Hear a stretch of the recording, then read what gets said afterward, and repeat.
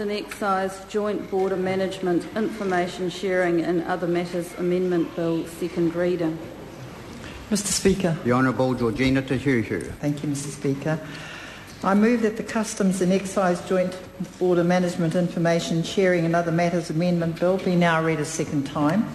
The bill was introduced to Parliament in September 2010 and had its first reading on 15 September 2010. It has been reported back from the Justice and Electoral Committee. I'd like to thank them for the prompt attention they gave to this bill on behalf of the Minister in charge. This bill is an omnibus bill. It amends the Customs and Excise Act 1996 and the Biosecurity Act 1993. Mr Speaker, the amendments make important improvements to support the sharing of information across border sector agencies. These amendments will ensure Customs and the Ministry of Agriculture and Fisheries and Forestry meet the government's priorities in relation to the delivery of the Joint Border Management System and support effective collaboration at the border. It also provides for improvements in the effectiveness of customs law enforcement. The amendments will restore the level of effectiveness to the administrative penalty and petty offence schemes that was intended when the Customs and Excise Act was passed in 1996. Finally, the bill addresses emerging customs and border management issues and provides clarity to existing legislative provisions to improve administration of the Customs and Excise Act. The bill contains three categories of amendments. First, the amendments to provide for planned information sharing by Customs with the Ministry of Agriculture and Forestry, MAF, and across a range of border agencies. Secondly, amendments to enhance the effectiveness of customs law enforcement mechanisms. And third, 9 smaller amendments to clarify provisions within the Customs and Excise Act. The identification and management of border risk requires information to be accessed and shared by border agencies.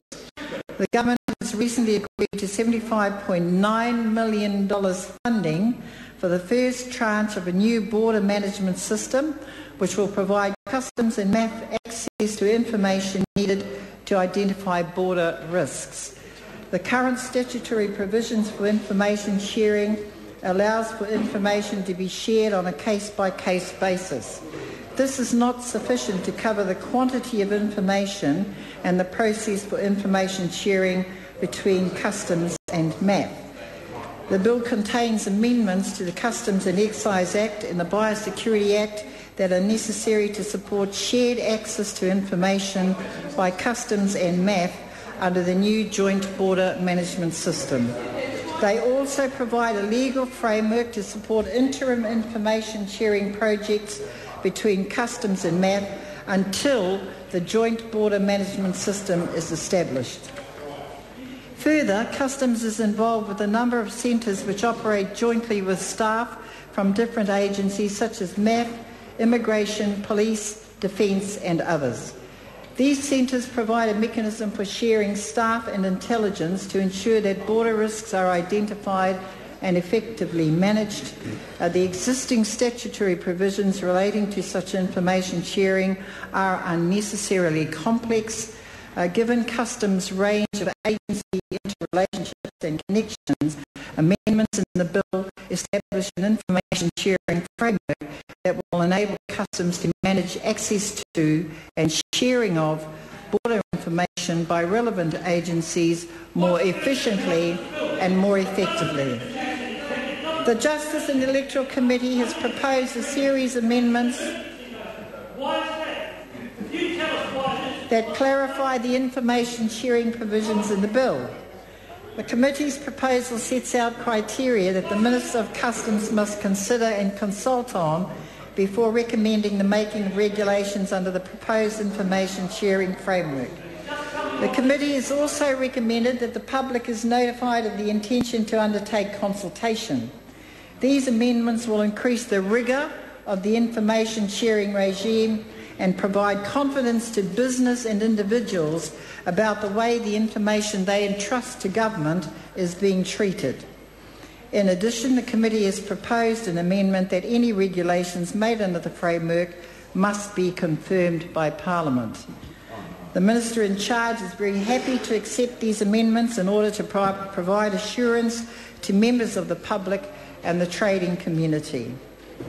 In terms of the enforcement and compliance provisions, Customs assessment of risk relies heavily on the quality and accuracy of the information provided by importers.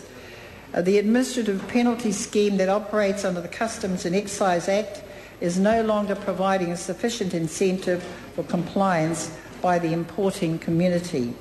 The existing provisions relating to the petty offences regime are very limited in their scope and reflect the circumstances which applied when the Customs and Excise Act was originally passed.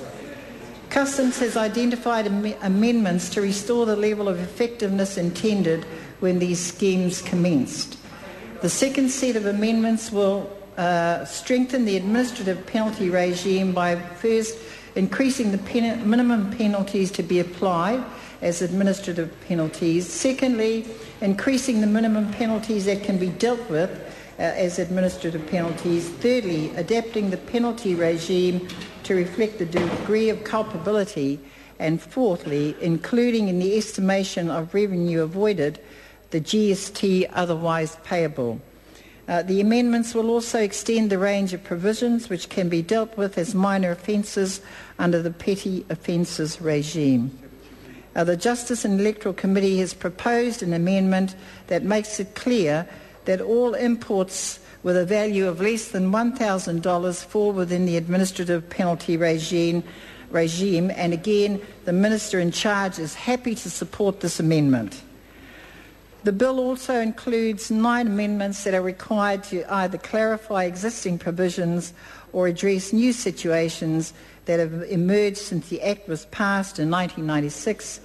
They are clarify licensing and excise liability requirements for biofuels and biofuel blends and reduce compliance costs for low-volume producers, allow the use of reasonable force within certain customs-controlled areas to detain people or compel unauthorised persons to leave, enable customs to prevent goods from entering New Zealand that have been designed, manufactured or adapted to facilitate a crime of dishonesty, for example, card skimmers, create a specific offence for injuring or killing a customs dog, enable goods that must be imported in multiple shipments to be managed as if they were a single shipment, allow for the making of regulations to define the point at which an export entry is deemed to have been made, define when a postal article has been produced or delivered to a customs officer,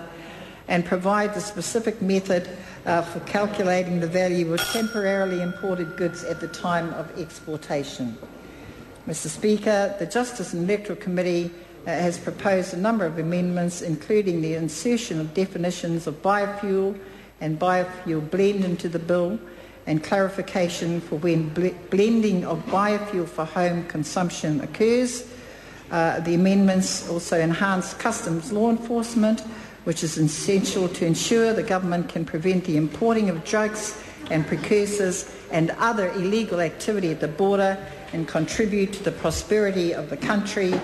Again, the Minister in charge thanks, on his behalf, I thank the Justice and Electoral Committee for completing its work on the bill in such a compressed time frame. I commend the Customs and Excise Joint Border Management Information Sharing and Other Matters Amendment Bill to the House.